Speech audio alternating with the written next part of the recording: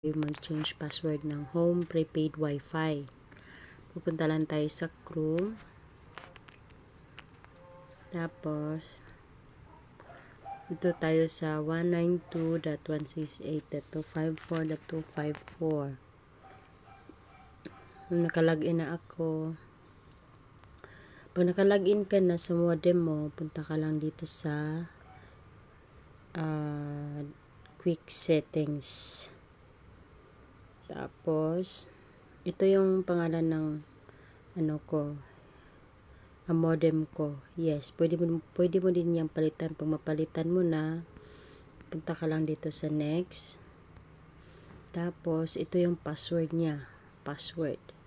Pwede mo din papalitan mo yung password mo. Pag mapalitan, kahit anong password na nilagay mo dyan, pwede mong palitan. Tapos punta ka lang dito ulit sa next.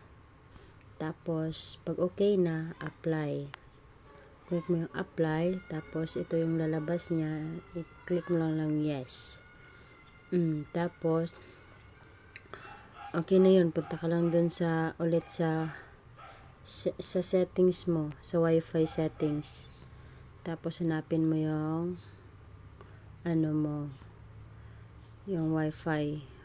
Tapos ito nakakonect ako agad kasi hindi ko naman pinalitan yung password ko. Yun lang. Thank you. Please subscribe.